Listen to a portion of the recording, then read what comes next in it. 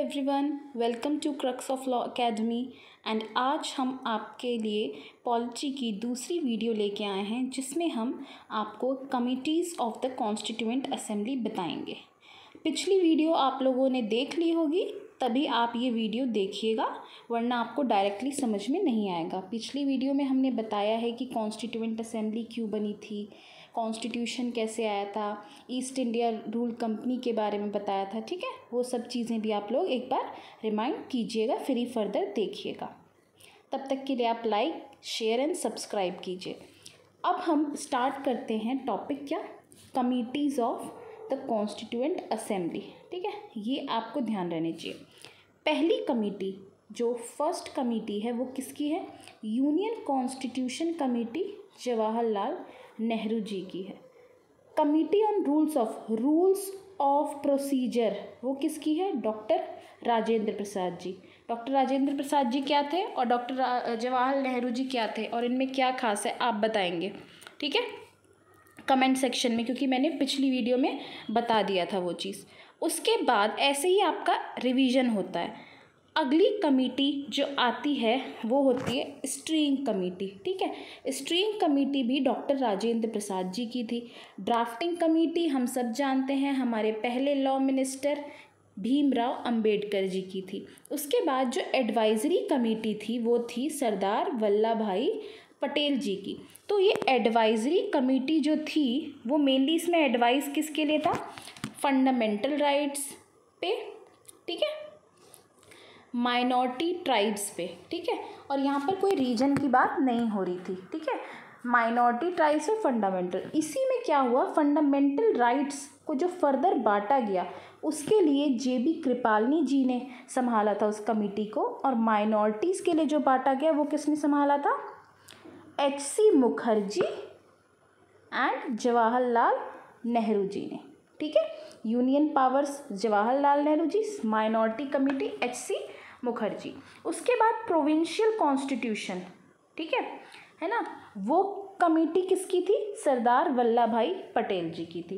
इन सब को आपको ध्यान रखना पड़ेगा। ठीक है, फंडामेंटल राइट्स सब पे हम एक एक वीडियो आपके लिए लेते हुए आएंगे।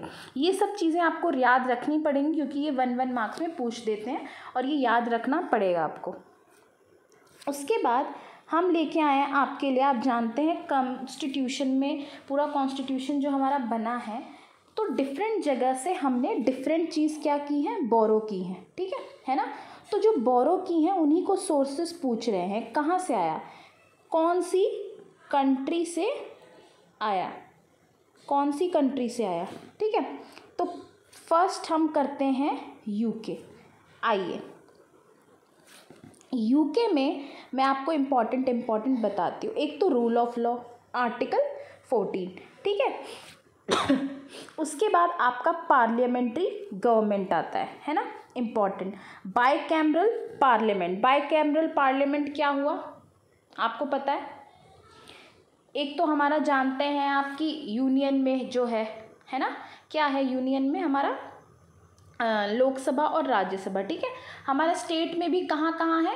9 स्टेट्स ऐसे हैं। 169 आर्टिकल देखिएगा जहाँ पर क्या है? विधान परिषद भी है और विधान सभा भी है, जहाँ पर ध्यान रखिएगा। ठीक है, आप देखेंगे कहाँ पर? आर्टिकल 169 में। उसके बाद कैग ऑफिस के बारे में बात हुई है तो आर्टिकल 148। फिर सिंगल सिटीजनशिप, ठीक है, और लॉ मेकिंग प्रोसीजर।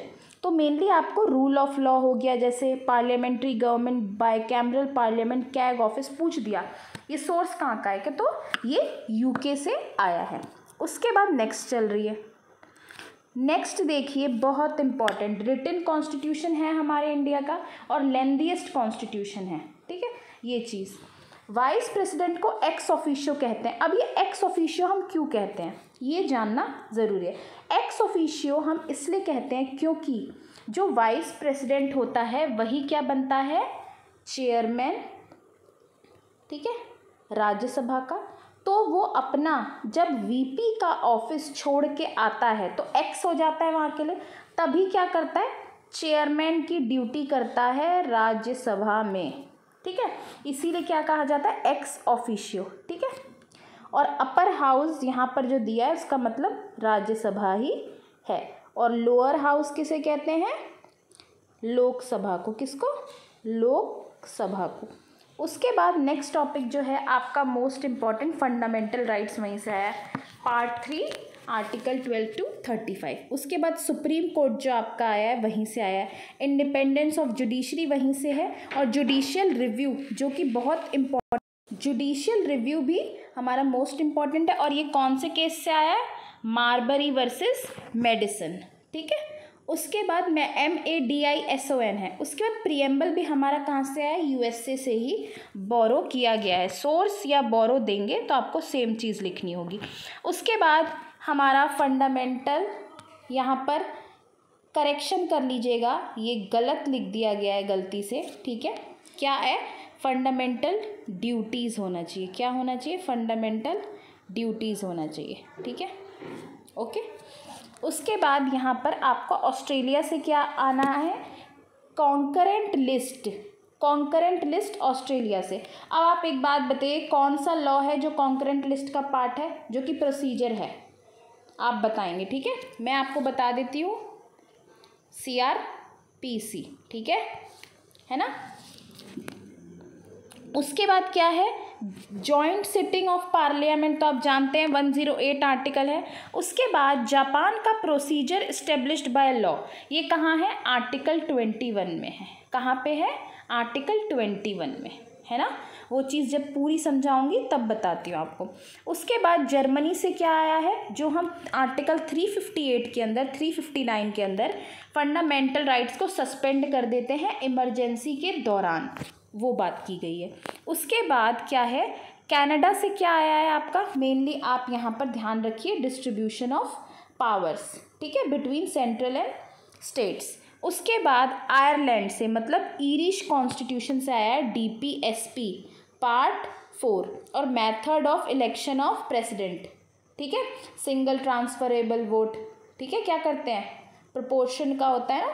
उसके बाद साउथ अफ्रीका से क्या आया है आपका? ये बहुत ज़्यादा, साउथ अफ्रीका जर्मनी बहुत पूछते हैं। ठीक है, और USA का भी पूछ लेते हैं, USSR का भी पूछ देते हैं। साउथ अफ्रीका से आपका क्या है?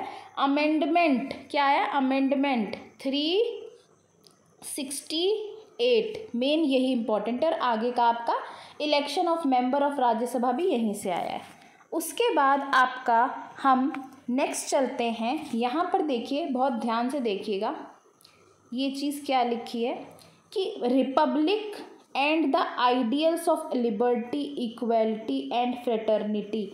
जो ये लाइन, जो ये वर्ड, शब्द प्रियम्बल में लिखे हैं वो कहाँ से आए हैं? फ्रांस से। और पूरा प्रियम्बल बाकी कहाँ से आया है? कहाँ से आया है? USA से। ध्यान रखेंगे आप। लेकिन ये लाइंस जो हैं वो फ्रांस से आई हैं। आज के लिए इतना ही। पहले आप इतना करिए, फिर मैं आपके लिए नेक्स्ट वीडियो लेके आती हूँ। तब तक के लिए थैंक यू। आप भी अच्छे से पढ़ें। Thank you everyone. Like, share and subscribe.